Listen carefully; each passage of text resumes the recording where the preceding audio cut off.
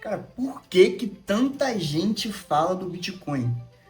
Referências intelectuais, os homens mais poderosos do mundo, presidentes, até países inteiros falando e não só falando, mas adotando o Bitcoin nos seus portfólios ou como uma moeda até oficial. Caso de, claro, de países pequenos, mas está começando esse movimento gigantesco. Por que que isso tudo está acontecendo? É só porque ele tem uma valorização absurda nos últimos tempos, ou desde que ele foi criado?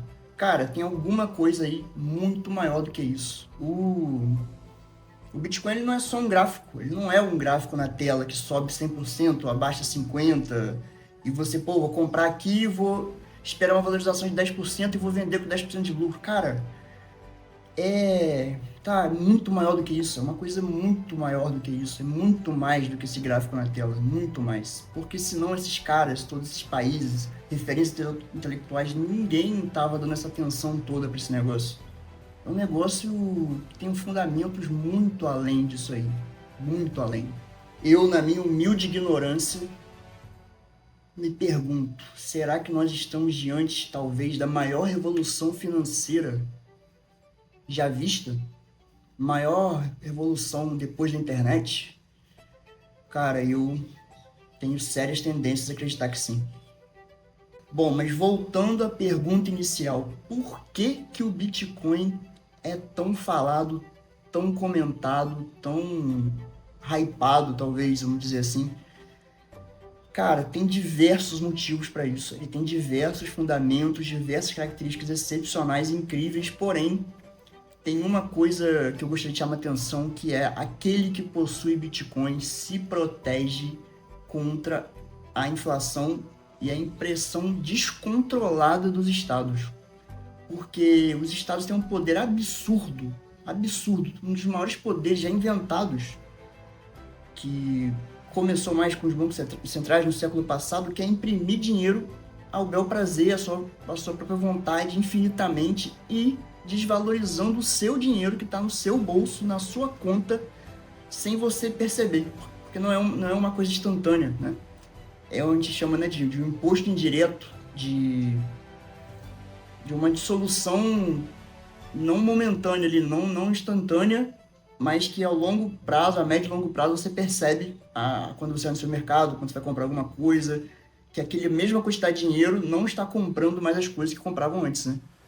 E isso é mais perigoso porque a gente não vê lá 27,5% sendo cobrado de imposto, imposto sobre consumo.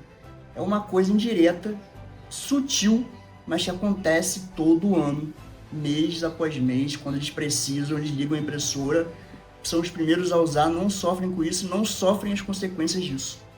Nós sofremos. Eles criam uma quantidade imensa de dinheiro sem nenhuma responsabilidade, porque eles não têm nenhuma, só têm benefícios e não sofrem consequências. Ou seja, preciso falar mais alguma coisa? Tá, mas como que o Bitcoin muda isso? De uma forma simples, através da criptografia, do blockchain, de como ele foi criado, se impôs um limite de 21 milhões de unidades. Não se pode criar mais Bitcoin.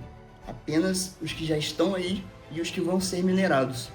Depois que acabar a mineração dele, o processo de mineração, vão ser fixamente 21 milhões de unidades. Ele pode até depois ser dividido mais vezes, caso seja necessário por uma manipulação do dinheiro ali, mas não vão ser criadas novas unidades.